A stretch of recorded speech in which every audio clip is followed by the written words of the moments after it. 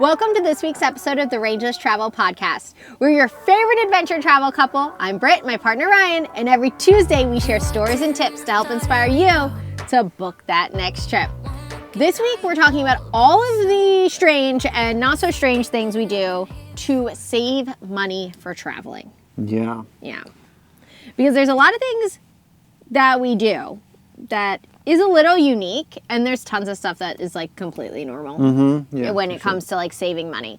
Because when you're starting out chasing your dreams, whether it's living an alternative lifestyle like backpacking or traveling full time or building out and moving into a van or starting your own business, which we're currently doing like all three of those things, it costs money. And no matter how much money you have saved up, you still have to treat money as like a limited resource while you're starting out, for sure. While you're starting out, for sure, just to give you like more time and space to get where you want to be, but not a thing that like you need to be like, not like a money scarcity mindset. No, but not like a money scarcity, just I need the space to be able to let things start. Right.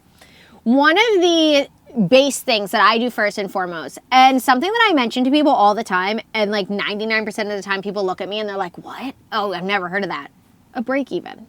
Yeah. So the lowest amount of money, or the just base amount of money that you have to have and you have to make or you have to spend to meet all of your basic needs for the month. So that's, your rent or whatever like living situation money is, car payment if you have one, insurance, food, groceries, and then I put in there things like entertainment, shopping, clothes, subscriptions, any recurring bills, recurring bills, your cell phone, anything like that, and I put in savings as well. Yes.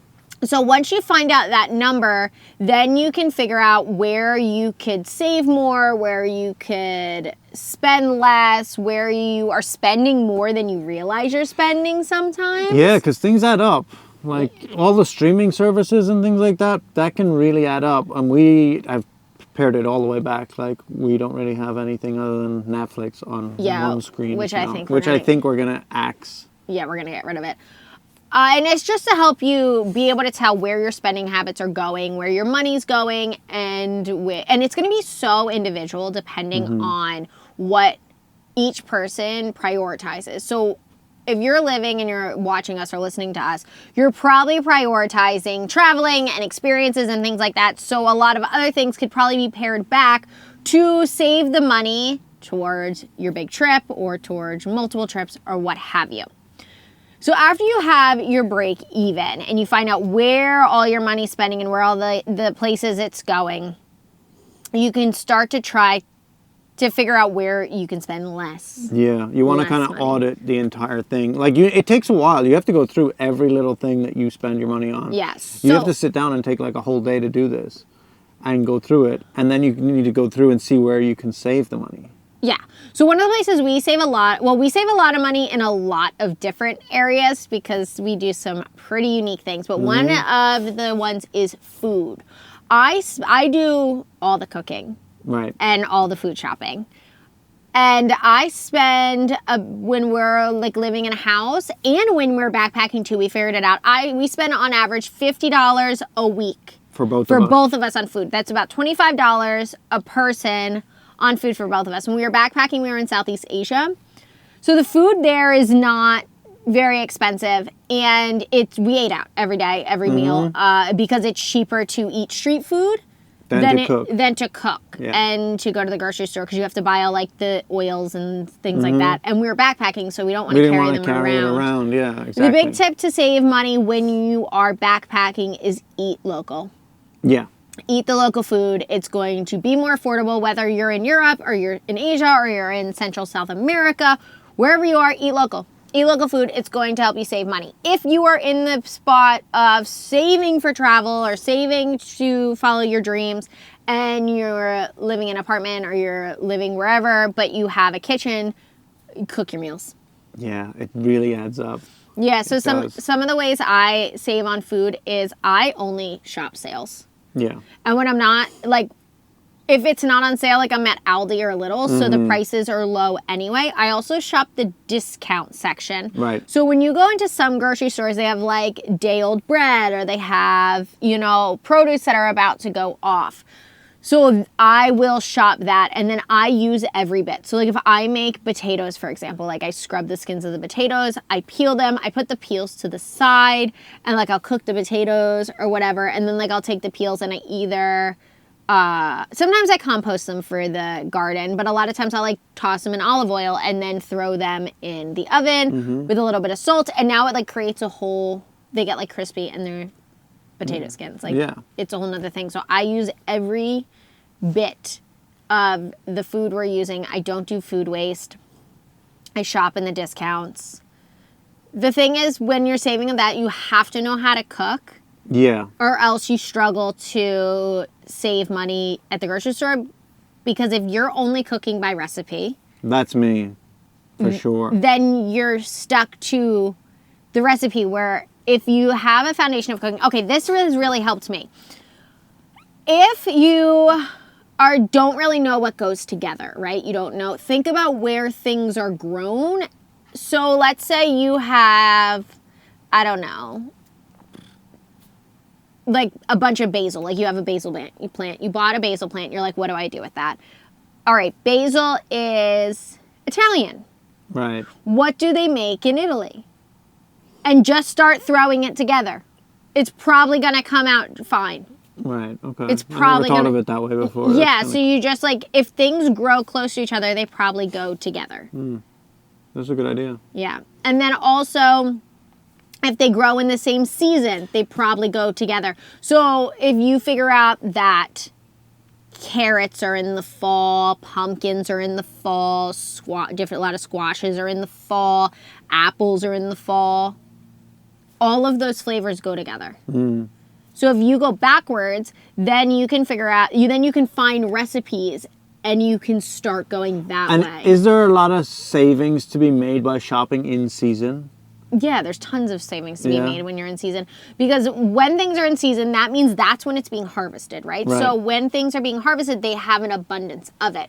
When there's an abundance of it, they can sell it at less because they can afford to make a smaller profit margin because there's more of it being sold. And they need to sell it. And they need to sell it.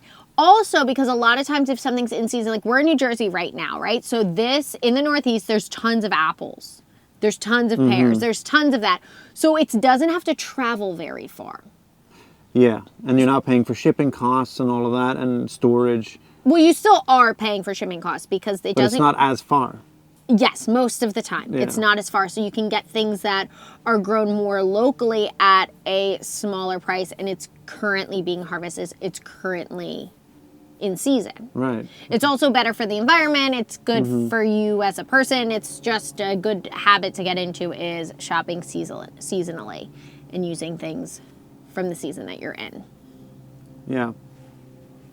Yeah, I cook a lot. I cook all our meals. We very rarely ever eat out, and that saves us a ton of money because really does, yeah. If we're spending $50 a week for both of us to eat, that's not even one dinner out. And that's 3 meals a day, and we eat fantastic. I've eaten better now than I ever ate before, and I was spending a lot more money on food. Yeah, Ryan used to spend like $200 a week on food. It wasn't every week. I wouldn't go to the grocery store every week. It would be like every 2 weeks. But I would buy for recipes. So I would like look up the recipes I wanted to make beforehand and then go and buy that stuff. But that stuff wasn't always on sale. It wasn't always the cheapest stuff. Like, it just worked out to be very, very expensive. And then if I had leftovers or stuff that I didn't use in the recipes, I wouldn't know what to do with it because I only was able to cook with the recipes. Yeah. I can't improvise in the kitchen. I look in the fridge and I'm like, oh my God, I have no food. Yeah, so learning how to cook definitely saves a lot of money on food. And just, you can start easy. You don't have to do like crazy recipes for things to be flavorful. Like, just season your stuff. Just season your food. And it can be simple and it can still have flavor. The next area that we save a lot of money is shopping and clothes. Yeah. We just sold like everything, and we have like very small capsule wardrobes because that's all we have room for. Yeah. But when we do buy clothes, I mean, I think I buy both of our clothes. I don't remember the last time I went out and bought an Yep, item of clothing. I buy both of our clothes.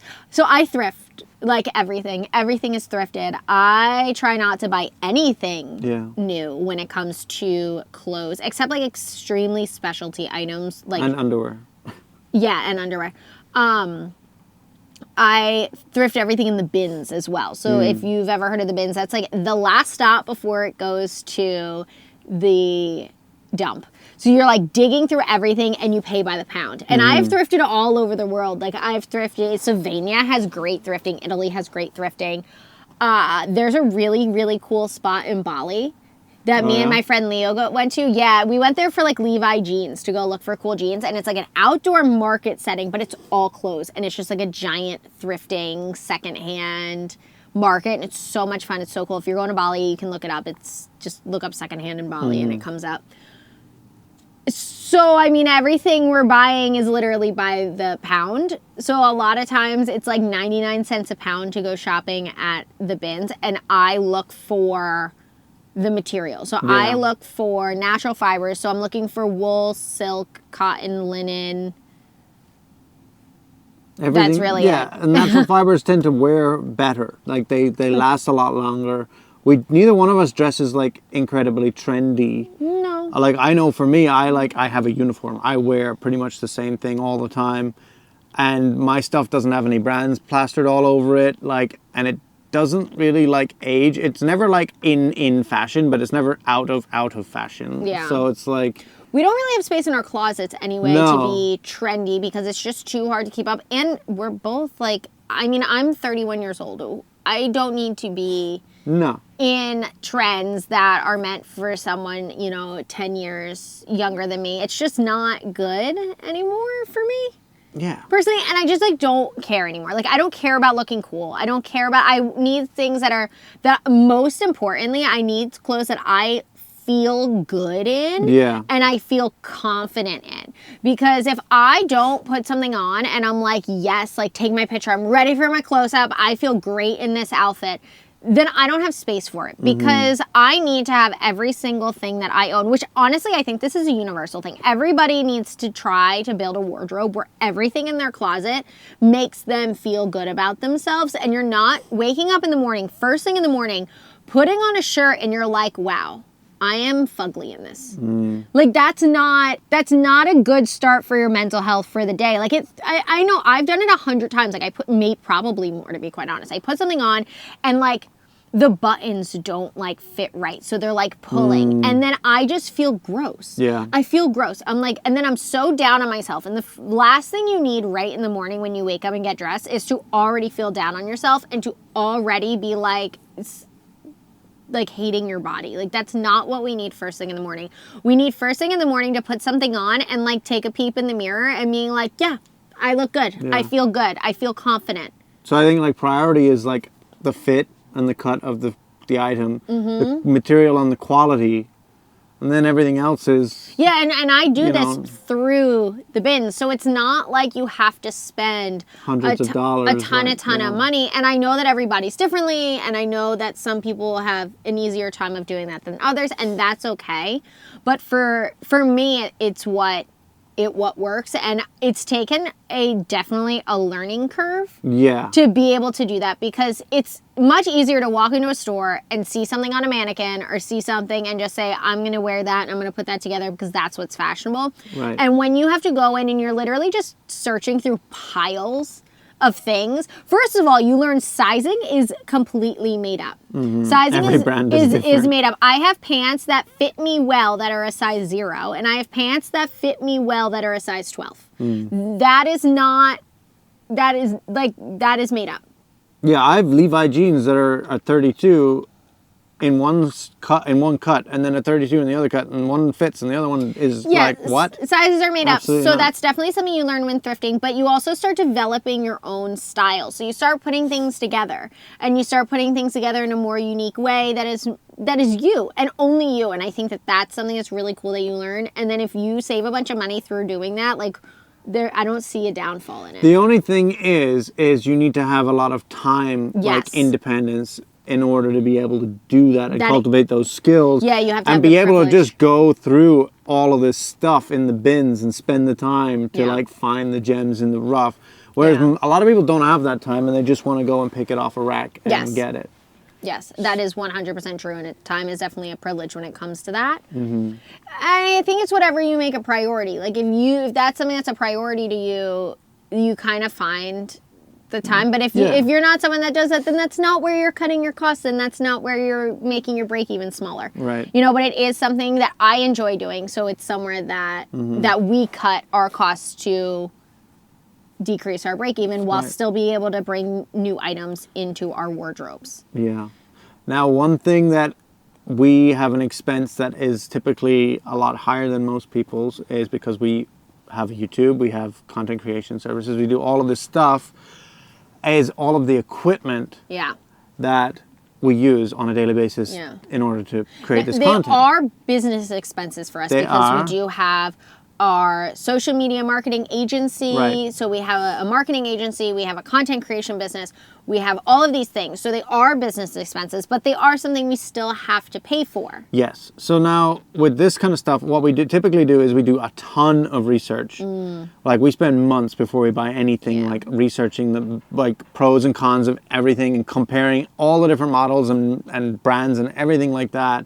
To pick what's right for us. Exactly. And like for us, its priorities are like it needs to be compatible with everything. Yeah, we make everything compatible with each everything other. needs to be like multi-use, like be able to work with everything. Like our lenses on our cameras all work on all of our cameras.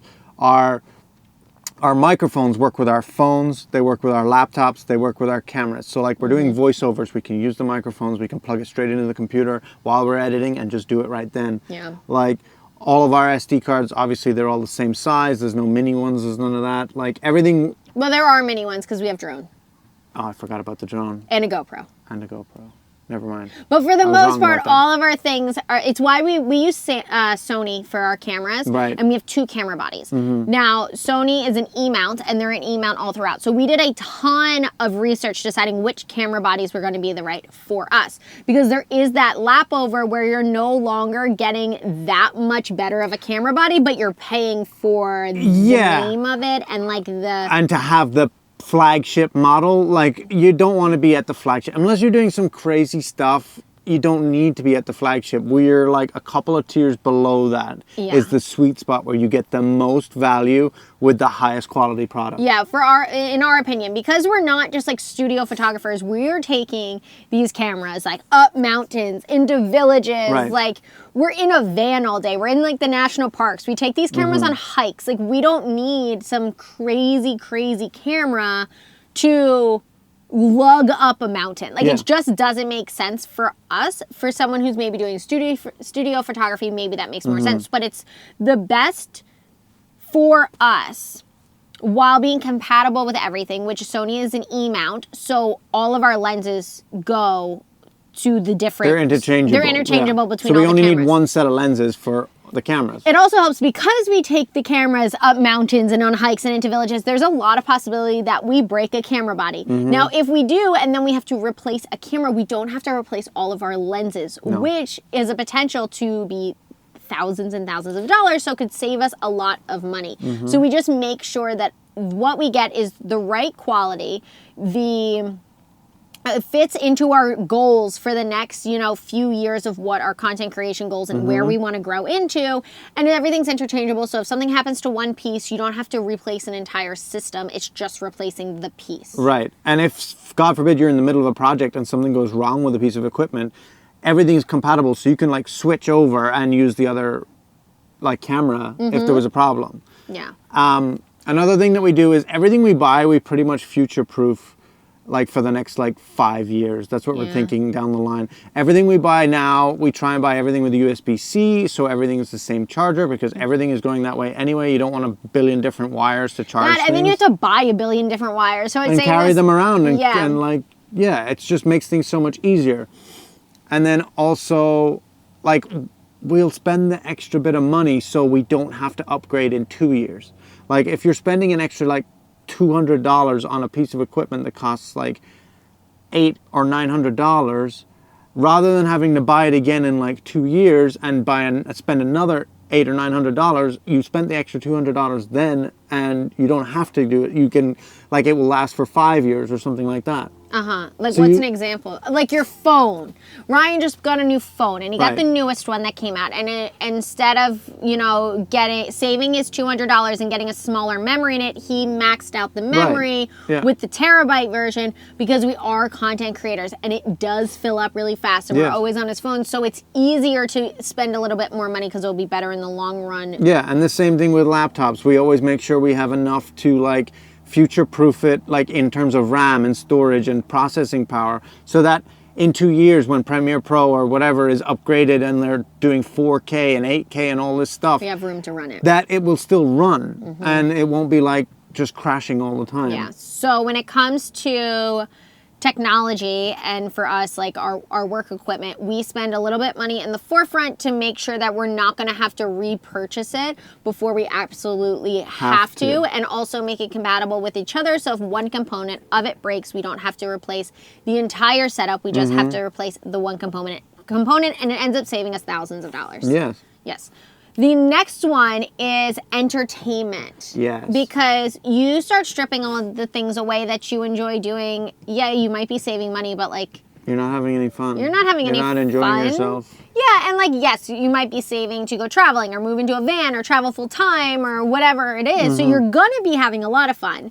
And maybe you dial back a little bit. Yeah. But you don't need to not have any fun. So one of the things we do for entertainment is, first of all, we find things to do for free. Yeah. Like, not everything has to cost money.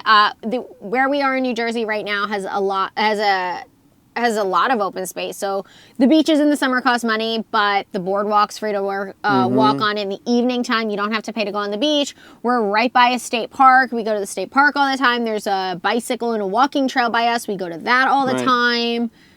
We go surfing sometimes in the off season, so there's no charge. Just in the beach. evening, or in the evening, yeah. Or early in the morning, there's no charge to go to the beach, so we can just go surfing. We go to Costco and get hot dogs for $1.50. We do go to Costco. My dad has the Costco card. I am his +1 on his Costco. No big deal. So we'll go on like cheap dates to like Costco and go like, get a couple of hot dogs. Because it's just something different to do, something fun. We'll walk around, eat samples. Like, it's just something to do. One of the other things we do is we take advantage of the offers that some of our non-negotiables have. So we use T-Mobile for our phone plan. We love T-Mobile. It's the best international service if you're traveling a lot, in my opinion, that you can get. I pay, what is it? It's $85 per phone line, but it's less if you get the second one. But it's $85 for like one phone line, and that's unlimited international data, and then it's like 25 cents a minute for like phone calls and stuff like that. But like, you can text all you want. Unlimited text internationally. Yeah. Yeah. It's great. Yeah, we haven't had any problems with it, and we've been all around Asia with it, and it was great. Yes, everywhere. So if you're looking to travel internationally, but you have a remote job or you're building a business and you have to have your phone number connected to things, I recommend T-Mobile. Now, T-Mobile, if you already have it, has T-Mobile Tuesdays. And I've had T-Mobile for years. Like, when I first started backpacking, I switched over to T-Mobile. And the man at the store was like, you have to download the app. You have to download the app. And I'm like, yeah, okay. Like, usually when I have to download an app, like, you don't. Like, I never believe them. I'm like, you don't have to have that app. But you do have to have this app. So we download it.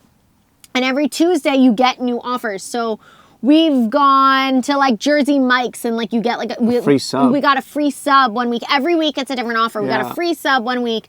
Got a free Wendy's like cold brew. So we went and got coffee, and it was like with purchase. So we got like fries for like $2, and then you got a coffee. So like, it was fun. We sat inside Wendy's and just like hung out. We also went to the cinema. We went to see what was that movie? Killers of the Flower Moon. Yeah, like Killers a couple weeks ago with Leonardo DiCaprio. So good. Really good film. $5 tickets. $5 tickets. Yeah. So every week, this week it's like a Whopper or something, but like, we don't really eat that. So we're waiting for the next one. Every week is not like a gold mine, but like, it's good and it's fun to like wait for it on Mondays, and you see it coming on Tuesdays, and you see it, and like, it could become cool, and it like gets you out of the house, go and do something cool. Yeah, it's fun. Yeah.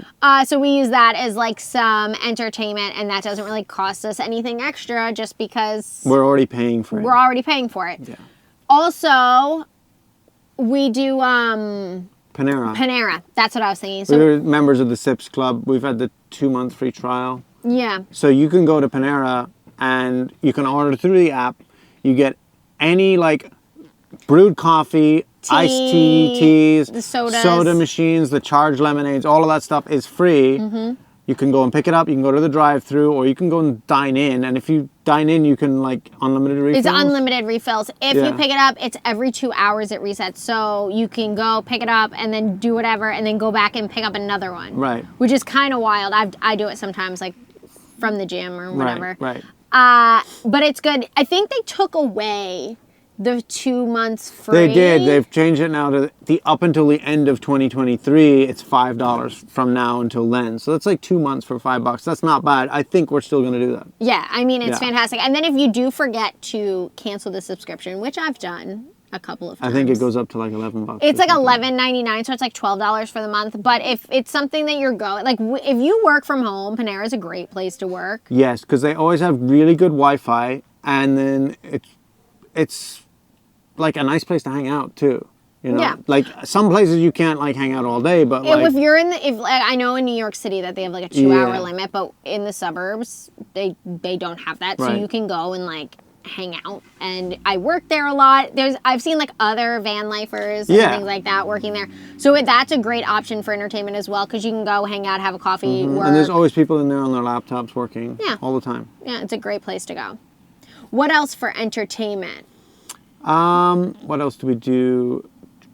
Oh, like fitness and entertainment is all in one. Like, so Yeah. like you do ClassPass. I do ClassPass when That it comes saves to you fitness. a lot of money on like yoga and Pilates Yeah, classes. so I'll put my ClassPass link below because it gives me like extra things. So if you're thinking about signing up, please use my link. ClassPass, I love ClassPass because it's good like wherever, and it's really customizable. So you can do like all the way down from like $8 a month or something like that. I think it is like up to like hundreds of dollars a month, and you get points. And it's like all wellness and fitness stuff. So, I mean, you can get your nails done, you can get a massage, you can get your booty hole waxed, but I use it for the gym.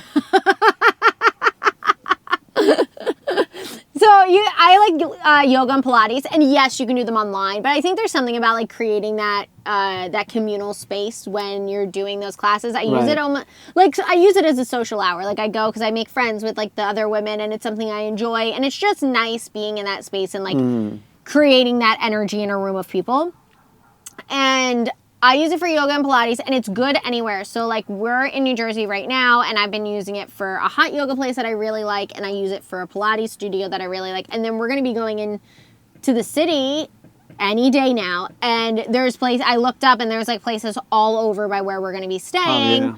So I'm like, oh, well, I'm going to continue using my ClassPass when we're in the cities because it will allow me to go into all these different gyms. Right. When it comes to gyms, we also have a Planet Fitness. Like, every other Vanlifer because showers. Yes. So it's $25 a month. For the upper tier, which means you can go to any Planet Fitness and bring a guest. Because if you get the $10 a month one, I'm pretty sure you're only allowed to use your home gym. One, yeah. And that just doesn't work for us. Now, if you do the topper tier one, which is like $25 a month, which is the one we do, you also always get a guest. So we have one, and then Ryan comes in with me. The only downside to that is Brittany has to be with me when we go to Planet Fitness.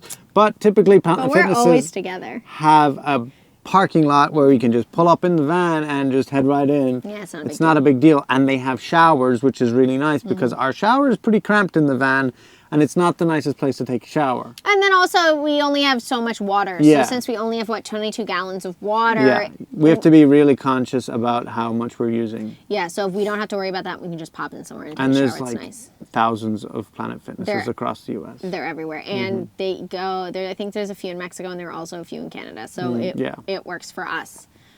I think that's it for fitness. Subscriptions. Yeah, we have a couple, but I would say pare it down. Yeah, we are like, other than Netflix, which I think is the only like trivial one that we don't really Amazon need, Prime. Right? We need that for our storefront. Yeah, but we need that for the storefront and book sales. Yeah. So one thing I've learned over like trying to pare back the cost of this is like some things we need. They're not negotiable. Like Adobe package. We need like Premiere Pro. We need Photoshop. We need like Lightroom. All of those things. I will call them up or email them and it's normally like $55 a month or something like that. We pay $30 a month now because I said, I can't afford this. I can't. It's too much money to be paying to justify this. I will find other ways to do it. I will use other products that, like, you could use Final Cut. You could use whatever. If you like haggling, like if you went backpacking through Southeast Asia and you're like, I love haggling for a good deal, call up your subscriptions and be like, hey, yeah, you guys are too expensive. I'm thinking about canceling. And all of a sudden, they'll have a better deal for you. Yep. Or they'll have like a trial of like, oh, we'll give you 2 months free or something like this. Like, call them up. No matter how big the corporation is, they usually will, like, they'll bargain with you. Yeah. Call them up. But people they don't like you to know that, but it's better to at least try. The worst they can say is no, and then you just cancel. Yeah. You know? So call them up, try to get a better deal. Try and get a better deal. Yeah, and then any subscriptions you're not using enough, cancel them. Like we said, we're probably going to cancel Netflix. Yeah. We're just not worth it. Like, no. Just cancel them. They're ridiculous at this point. Yeah, absolutely. And then one other thing that I do especially is, okay, we have pretty much everything we have. Repair. Like, if it breaks, I'm going to find it and fix it. Like, there's so much information on the internet. Someone's done it before. You're not the first person to ever do it. And, like, I have a pretty good understanding of, like, all these things and how things work and how to take them apart and put them back together and make sure they work. Like, it could be like a $3 part that broke in something that costs, like, a couple $100. Rather than going out and trying to go and get a new one, just spend the $3 and fix it. And I think that point kind of goes across, like, all of the different things that we're talking about. Like, take care of the things that you have. Yeah. Like, we talked about food, and I said, use everything that you buy. Use everything. Like, that is taking care of what you have. You bought it, use it. Then don't overconsume. Even the clothes. It's like the good materials, the natural fibers, stuff that's going to last for long, stuff that's not, like, trendy, and you're going to have to, like, get a new one. Yep. Like take care of what you have. Equipment, we buy it for, like, to last. Like, electronics is hard because, like, they don't last forever. But, like, we buy it to last, like, 5 years. That's what we're looking for. Yeah, we're talking about fitness, like take care of yourself. Yeah. Ooh, also when it comes to that and like taking care of yourself, like haircuts and like grooming and stuff. Like I've stopped paying for haircuts because we travel so much and like you have to build a relationship with a barber or a hairdresser and you want it cut a certain way and you need to like if you're constantly changing barbers, like you're not going to be happy. So I started teaching Brittany how to cut my hair.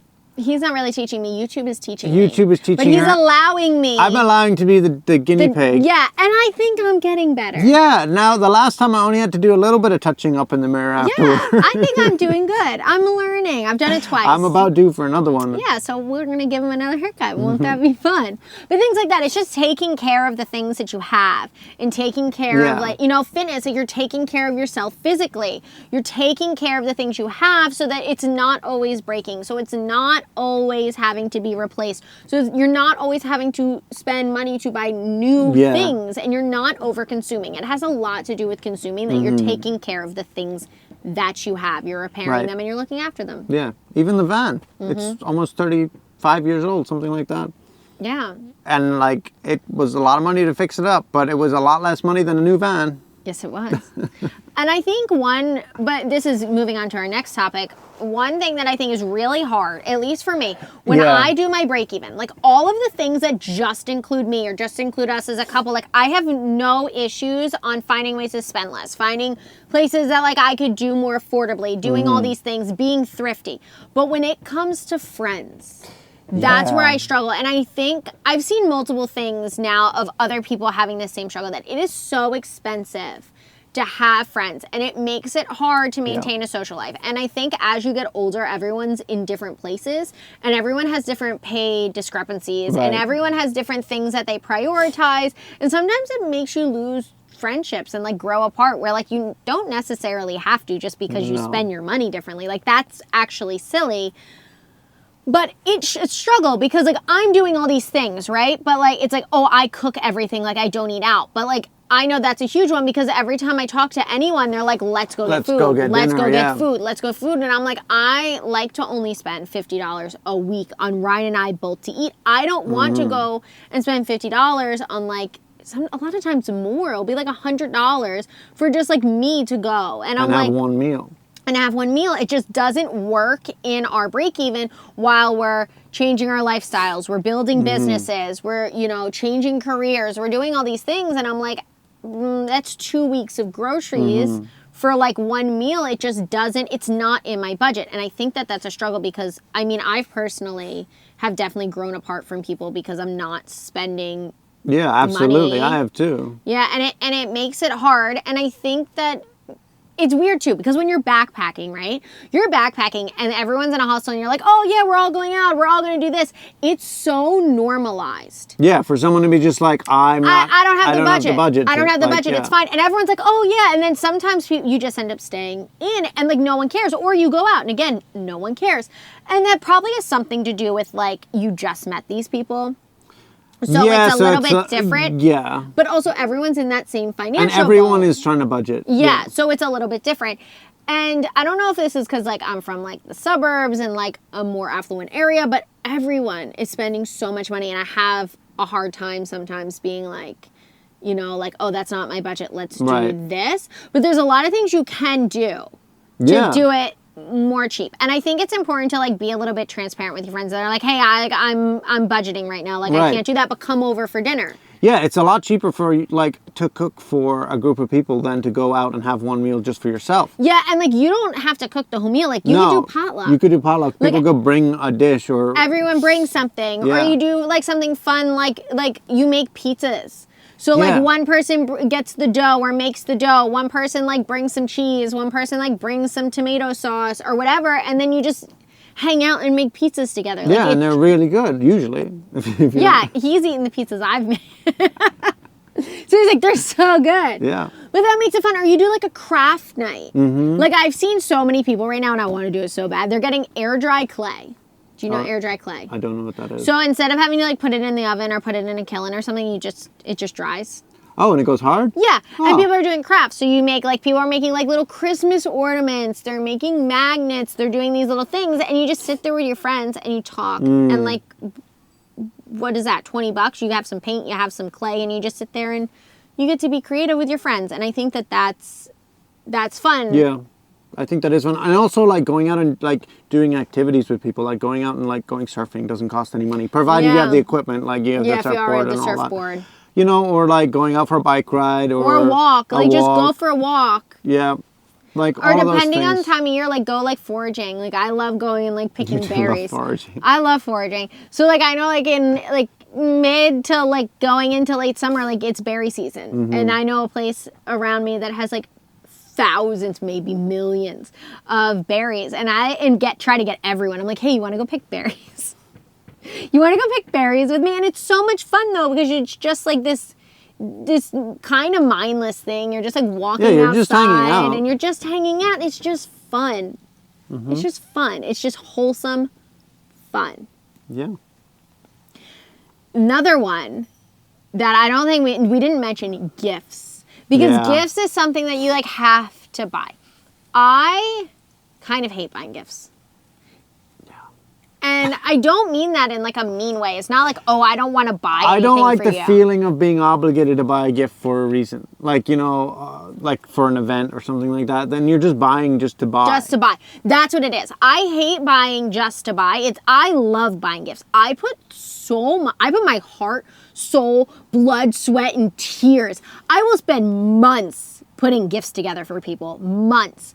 But I hate feeling obligated to have to buy just to buy. Like, oh, it's Christmas, you have to buy this. Right. Or like, oh yeah, it's like a $50 or $100 budget, so you have to spend $100. Like, no. Yeah. I want nothing to do with that. And I don't want anyone to buy me any. We live in a van. We live in a van. We're travelers. We don't need anything. We don't need anything. But I love getting thrifted gifts. And I love giving thrifted gifts. I think it's so much more special. Like, when I say I spend months buying things, like putting gifts together, like maybe I know one of my friends has like a life event coming up, or maybe I just like know their birthday's coming up. So every time I go like thrifting or to the bins or something, if I see something that reminds me of them, like I'll pick it up. Or I even do it for just like sometimes with no one in mind. So for example, I love when I go to someone's house to give them flowers. I love bringing someone flowers. No, like the smiles and for guys too, guys deserve flowers. You should give men flowers. Why are you laughing? Remember, you like it when you get flowers. Yeah. When I bring you flowers, you always like it. Yeah. Yeah. So when you're buying flowers can sometimes be expensive. And then like the vases that you get at like the supermarket flowers, why are they so unnecessarily expensive? The vases from florists, so unnecessarily expensive. Yeah. They're like $80 for a glass vase, and they're nothing special. No. But at the thrift store, they will have beautiful, like vintage special. I always look for milk glass, which is like super detailed and vintage and beautiful, but all kinds of beautiful vases. If I see beautiful vases at the thrift store, sometimes they're like $1. I will pick them up and I will save them. This is not when I'm living in a van. This is like when I'm like just stationary to save money. I will buy them. So like maybe I find like 3 or 4 and I just have them. And then when I go to somebody's house, I'll pick up some flowers and I give it to them in the vase, so I'm not creating any work. No one wants a gift that gives them more work. No. So you just cut the stems, you put them in the vase, you make them all pretty, and you bring it to them, and they get to keep the vase, and it's like beautiful and vintage and special. I do the same thing when I'm bringing dishes to people's houses. Like if I'm at the thrift store and there's like a really big, nice bowl that I'm like, oh, that would be great to like make a salad and bring it to someone's house in, or a casserole dish I can make something and put it in. You've also done the same thing with wicker baskets, right? Yeah, with wicker baskets. So then I put everything in the wicker baskets, and then it looks really nice. It's like a whole like thing. It's a whole thing. It's like a hamper. And it's special. Yeah. And it's special, and it was thought out, and there's care put in it, and they can keep all of those things, and they're special, and they're nice things. Yeah. That's how I do gifts. I think that's about it then. I think that is all the ways that we kind of cut costs and make things more affordable so that we can afford to travel and build our businesses. Yeah, and to know when to spend a little bit of extra money to save in the long term. Yeah. If you have any fun ways or any like different ways that you do to save money for travel, please let us know. If you want more from us, you can find us on Instagram, TikTok, of course, Spotify, and of course on YouTube. And until next week. Bye. Bye.